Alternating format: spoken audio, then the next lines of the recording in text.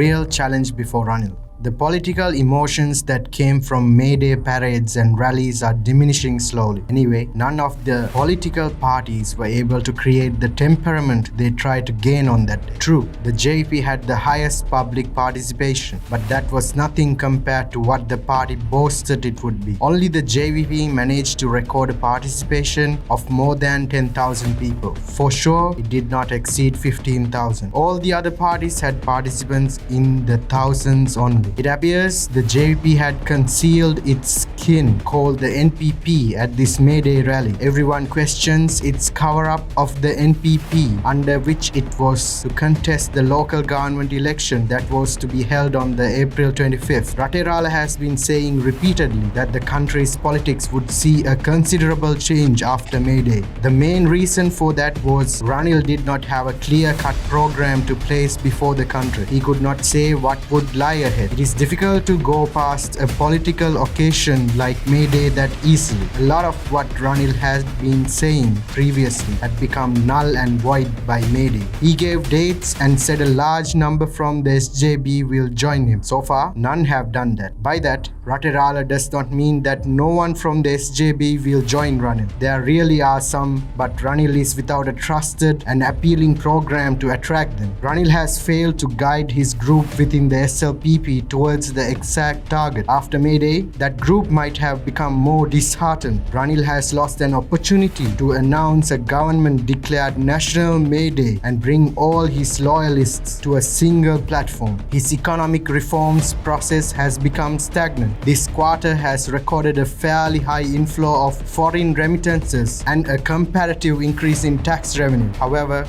considering the interest on our borrowings and state expenditure, the situation is still very precarious. Ranil's program to restructure state entities has become a non-starter. The actual reason is that it is being attempted with a cover-up. The move to meet expenses by selling state entities and assets has not been successful either. Opposition by trade unions is just not the reason. No investors have been found yet. The debt restructuring process has begun, but not yet finalized with specific conclusion. Ranil was forced to withdraw the anti-terrorism bill. The central bank bill too leaves questions. Ranil's People's Council process is making slow progress. The People's Council Act is yet to see passage. University professors do not seem to have taken Ranil's warning about 2022 A-level answer scripts marking seriously. All these happened before May Day. That is why Raterala is saying that Ranil arrived on May Day empty-handed. Ranil arrived without any answers and could not place a reliable program to find answers before the people. Without finding answers to all these, it is a joke to speak about what will happen in 2048. That is why Raterala is saying that Ranil could not pass the political occasion that was the May Day as the head of state. What happened was Ranil just got thrown past it. Now, someone will say Ranil secured the IMF bailout package and stabilized the country. Ranil did not stabilize the country, but Ranil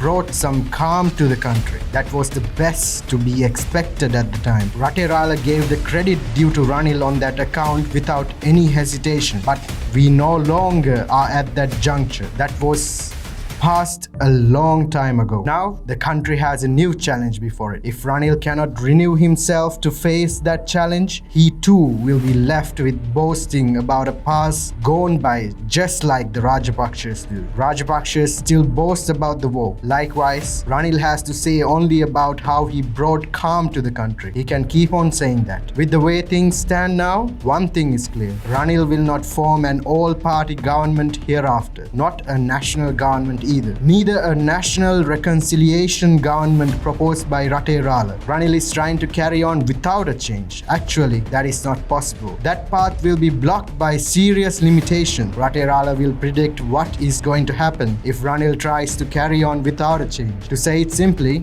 if Ranil carries on like this until the presidential election, that agenda will definitely hit a snag. Maybe Ranil is thinking that the SLPP will have to come to his aid in the end. That is because the Rajapakshas know that it is fatal for them if the seat of presidency goes on to an opposition candidate. If the law is enforced correctly, they will have to go behind bars. Therefore, Rajapakshas will have to take Ranil's side willingly. or unwillingly. Raterala too thinks that if the Rajapakshas are without a chance, their choice will be Ranil. However, the fight can take an unexpected turn. If Ranil is unable to enter a proper political process to solve the economic crisis, a common opposition consensus is likely to be reached to go for a parliamentary election before everything else. The opposition can join forces under the slogan of a government with a fresh people's mandate. Whatever their differences are, both the JUP